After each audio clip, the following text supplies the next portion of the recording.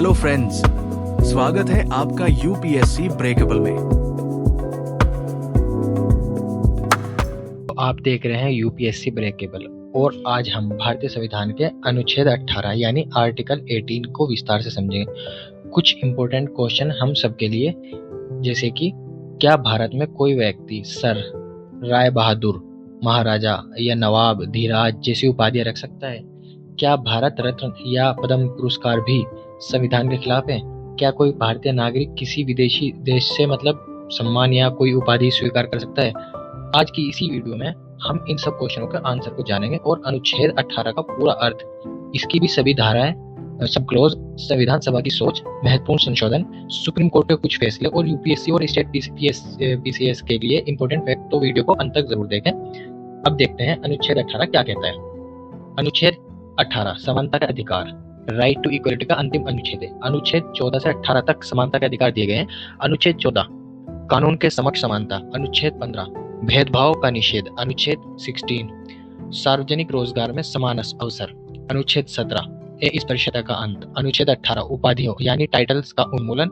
इसका उद्देश्य है कि भारत में किसी व्यक्ति को जन्म, पद या विशेष सम्मान के आधार पर ऊंचा या नीचा न माना जाए। लोकतंत्र में नागरिकों की पहचान उनके कार्यों से होती है, न कि उपाधियों से। अनुच्छेद 18 सब क्लोज 1 संविधान की भाषा, राज्य, सेना, शिक्षा संबंधी सम्मान को छोड़कर कोई भी उपाधि प्रदान नहीं करेगा।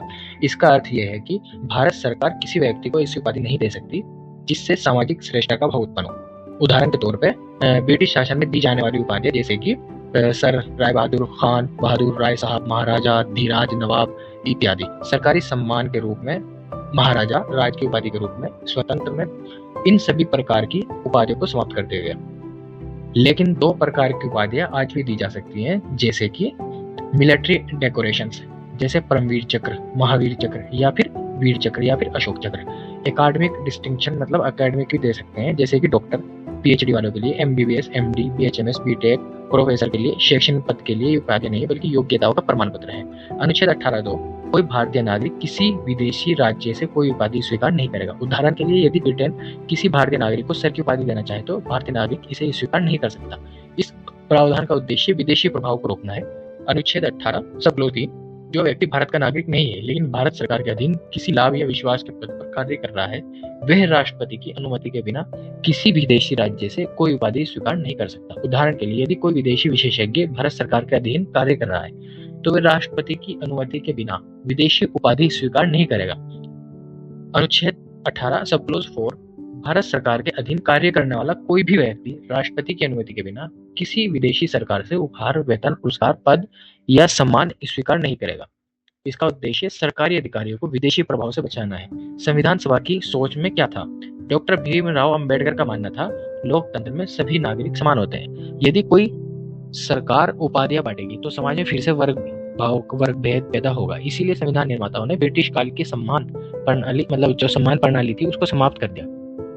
क्या भारत रत्न और पद्म पुरस्कार असंवैधानिक है या संवैधानिक है?